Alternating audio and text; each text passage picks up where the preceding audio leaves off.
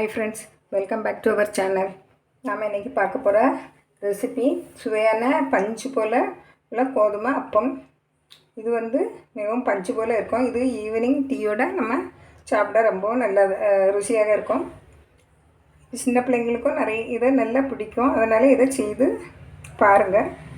இதுக்கு தேவையான பொருளை நம்ம பார்த்துருவோம். 1 கப்பு கோதுமை மாவு எடுத்துருக்கேன். 1/4 கப்பு ரவை எடுத்துருக்கேன். பாம்பே ரவை தான். அதுக்கு 3/4 கப்பு வெல்லம் எடுத்துருக்கேன். 1/4 டீஸ்பூன் ஏலக்காய் பொடி எடுத்துருக்கேன். 1 பிஞ்சு உப்பு, 1 பிஞ்சு சோடா பொடி, அதாவது பேக்கிங் சோடா. நீங்கள் பேக்கிங் சோடா போடாண்டான்னா ஒரு சின்ன பழம் எடுத்து மசிச்சு போட்டுருங்க. நல்லா சாஃப்டாக வந்துடும். இது நல்லா ரொம்பவும் சாஃப்டாக இருக்கும். நம்ம இப்போ எப்படி செய்யலான்னு பார்த்துருவோம். அடுப்பில் ஒரு பாத்திரத்தை வச்சு பாருங்கள், நம்ம இந்த வெல்லத்தை போடுவோம். வெல்லத்தை கரைச்சி எடுக்கணும். இப்போ நம்ம 3/4 கப்பு தண்ணி விடணும். பாருங்கள், 3/4 கப்பு தண்ணி விடணும். 1 கப்பு கோதுமை மாவு, 1/4 கப்பு ரவை.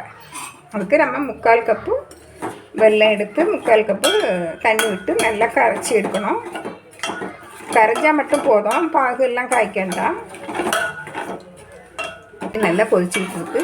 இப்போ நம்ம எடுத்து ஒரு பாத்திரத்தில் வடிகட்டி வச்சுக்கிடுவோம். நம்ம இது சர்க்கரை தண்ணியை வெள்ளை தண்ணியை நம்ம வடிகட்டி எடுத்தாச்சு. இனிமேல் நம்ம இந்த கோதுமை மாவை ஒரு பாத்திரத்தில் போடுவோம். அதோட ரவையும் போட்டுருவோம். 1 பிஞ்சு உப்பு, ஏலக்காய் பொடி. இன்னும் நம்ம இந்த வெள்ளை தண்ணியை விட்டு நல்லா கரைச்சி எடுத்துக்கிடுவோம்.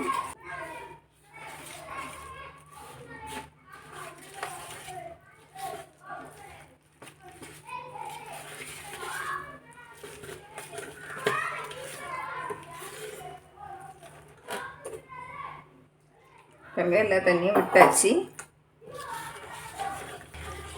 கொஞ்சம் கொஞ்சமாக பார்த்து விடுங்க. இன்னும் ஒரு 1/2 கப்பு எடுக்கும்.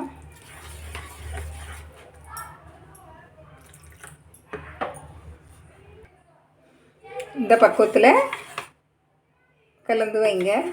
இட்லி மாவு பதம் இப்படி இருக்கணும். நம்ம என்னமோ இதை ஒரு 1/2 மணிக்கூர் ரவை போட்டிருக்கிறதுனால ரவை நல்லா ஊறணும்.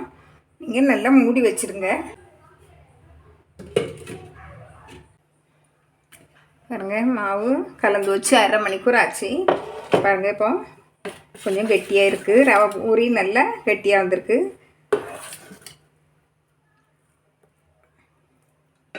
நம்ம இப்போ கொஞ்சமாக பாருங்கள், பேக்கிங் சோடா கொஞ்சமாக 1 பிஞ்சு போட்டால் போதும். உங்களுக்கு விருப்பம் இல்லைன்னா நீங்கள் ஒரு பழம் போட்டு நல்லா கலந்து விட்டுருங்க.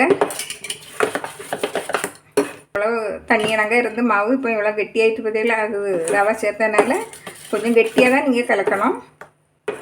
அப்படியே பாகில் கொஞ்சம் தண்ணி கூட்டிட்டேன்னா கொஞ்சம் மாவு போட்டுவிடுங்க. பாருங்கள், கொஞ்சம் கொஞ்சமாக விடுங்க.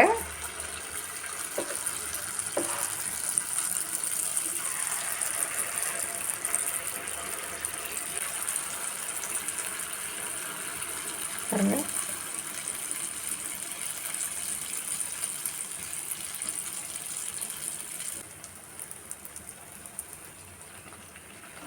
பாருங்கள், ஒரு பக்கம் திருப்பி விடுங்க. கொஞ்சம் வெந்த உடனே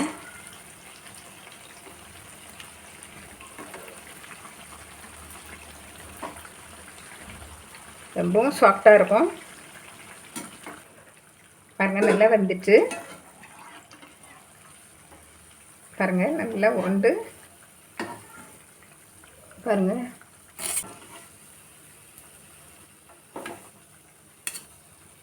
இப்படியே நம்ம எல்லாம் சுட்டு எடுத்துருவோம்.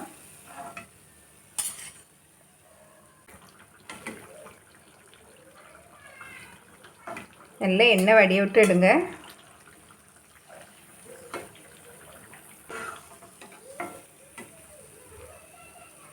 இப்படியே நம்ம எல்லாம் பொரிச்சு எடுத்துருவோம். கோதுமை அப்பம் ரெடி ஆயிடுச்சு. பாருங்கள், எவ்வளோ சாஃப்டாக இருக்குது. இவ்வளோ சாஃப்டாக இருக்குது. சுடுவு பாருங்கள், இவ்வளோ சாஃப்டாக இருக்குது பாருங்கள். இது போல் நீங்களும் செய்து பாருங்கள். பிடிச்சிருந்தால் லைக் பண்ணுங்கள், ஷேர் பண்ணுங்கள், கமெண்ட்ஸ் பண்ணுங்கள், மறக்காமல் சப்ஸ்கிரைப் பண்ணுங்கள். தேங்க்யூ.